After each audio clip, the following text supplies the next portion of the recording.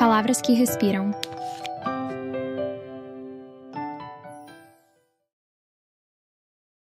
O Incolor, Tsukuru Tazaki.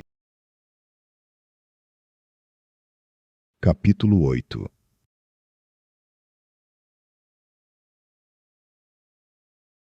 Aida deixou definitivamente Tsukuru no final de fevereiro do ano seguinte, 8 meses depois de os dois terem se conhecido. Dessa vez, ele não voltou mais. Depois dos exames do final de ano, quando as notas foram divulgadas, Aida voltou a Akita. Mas devo retornar em breve, ele disse a Tsukuru. O inverno de Akita é inimaginavelmente frio, e depois de 2 semanas em casa, já fico cansado e farto. Me sinto mais à vontade em Tóquio, ele disse. Mas preciso ajudar a remover a neve do telhado de casa, e não posso ficar sem ir.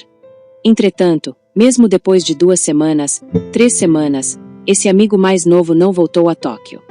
Não deu sequer uma notícia. No começo Tsukuru não ligou muito. A estada na casa dos pais talvez tivesse sido mais agradável do que ele imaginara. Ou talvez nevara mais do que nos outros anos.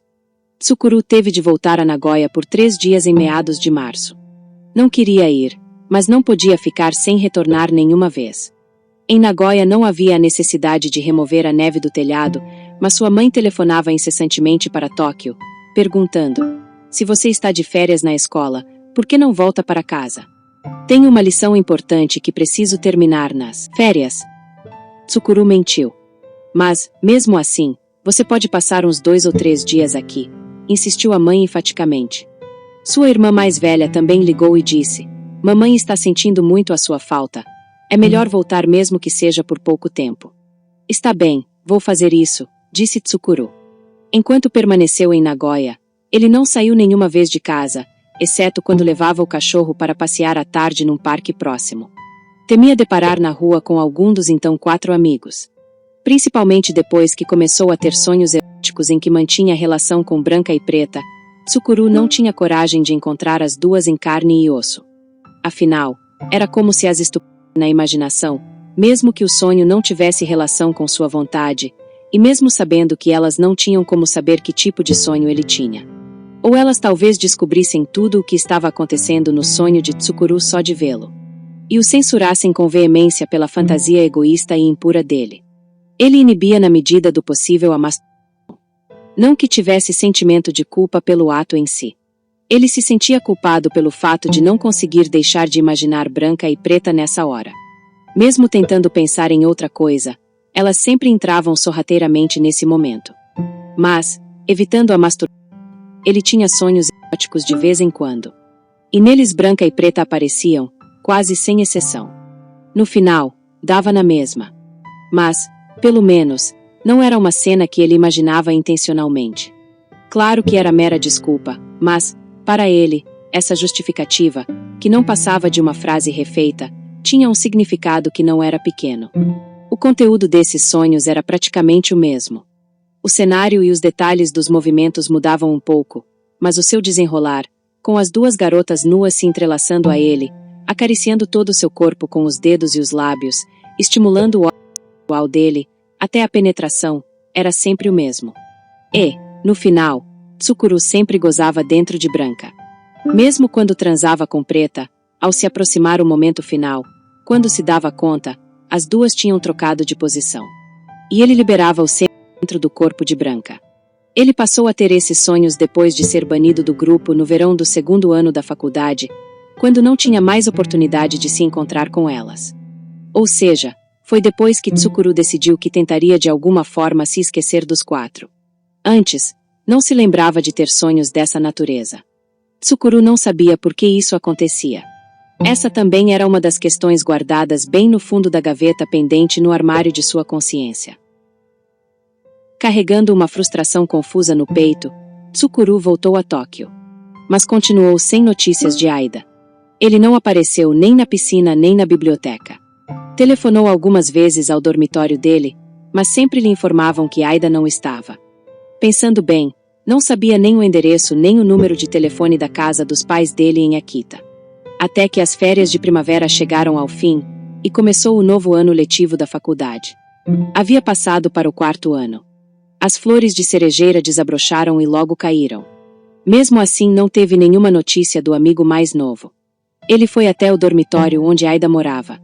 Aida comunicou sua saída do dormitório no final do ano letivo anterior e levou todos os seus pertences embora, o zelador lhe informou. Tsukuru ficou sem palavras ao ouvir isso.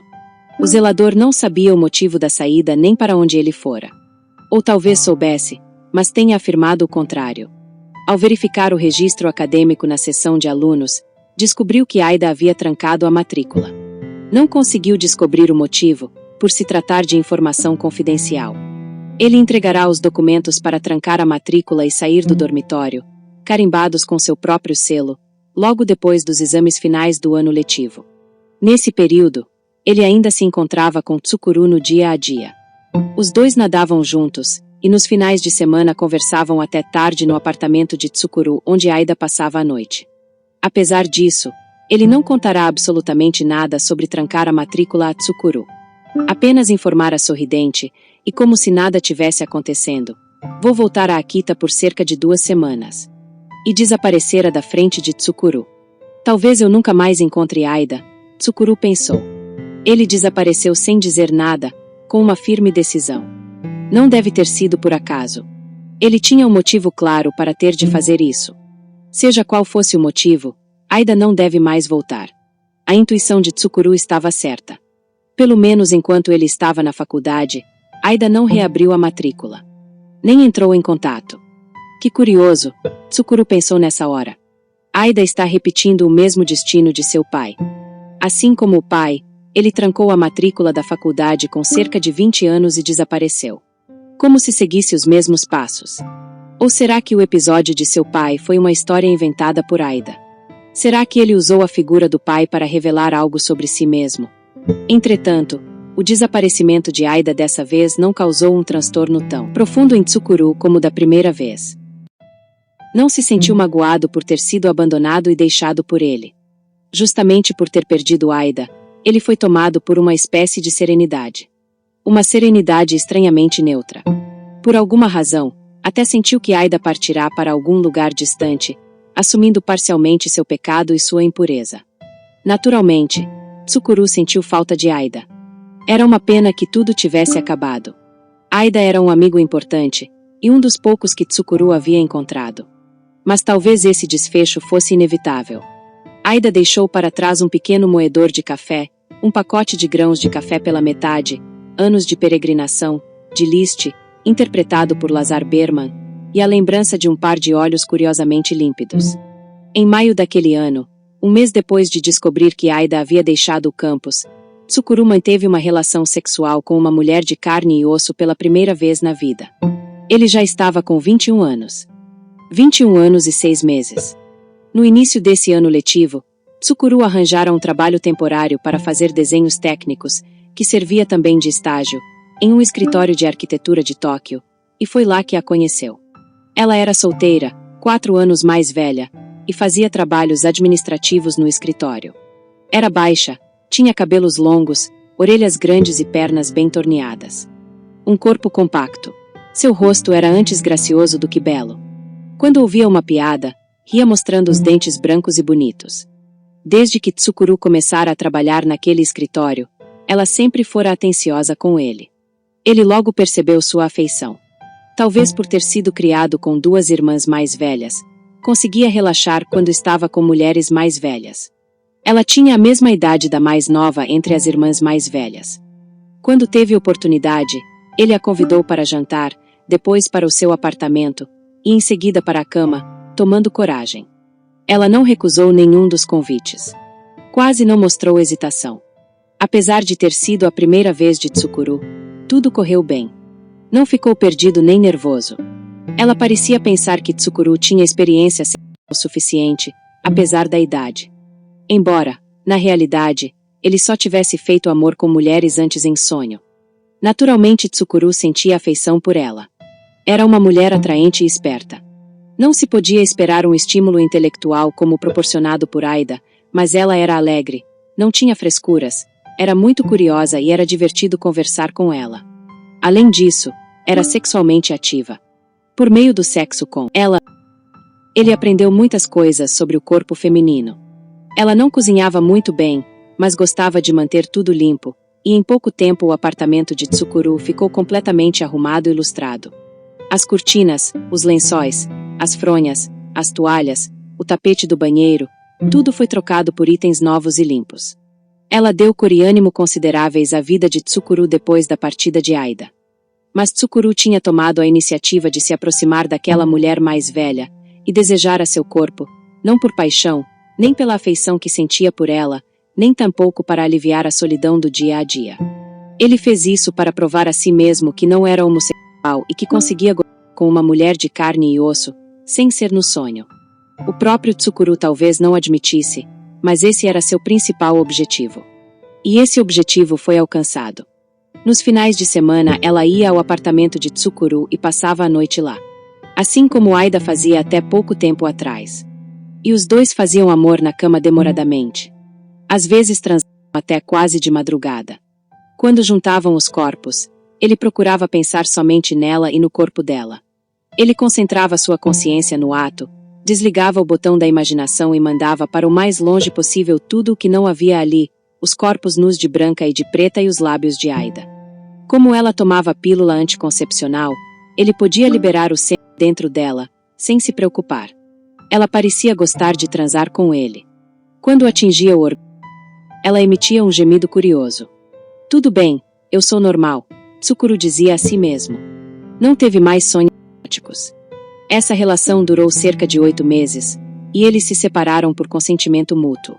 Isso aconteceu um pouco antes de ele se formar. Já estava decidido a trabalhar na companhia ferroviária, e o emprego temporário no escritório de arquitetura havia terminado. Enquanto se relacionava com Tsukuru, ela mantinha outro namorado, amigo de infância, em Niigata, sua terra natal, e ia se casar com ele em abril. Vou sair do escritório de arquitetura e morar na cidade de Sanjo, onde meu noivo trabalha.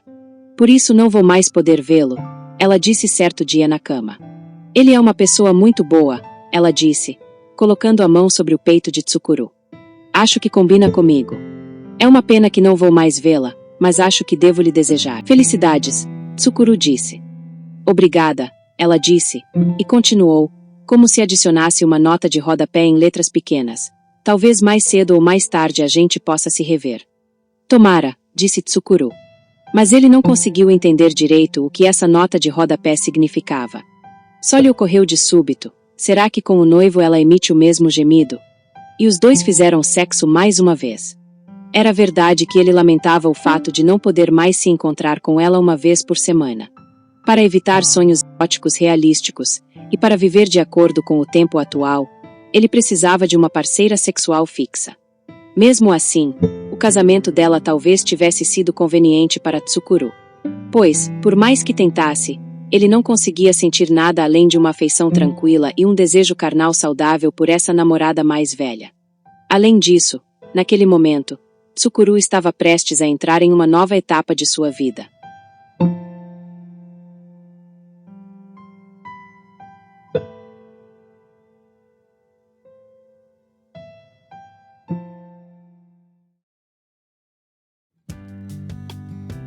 Continua.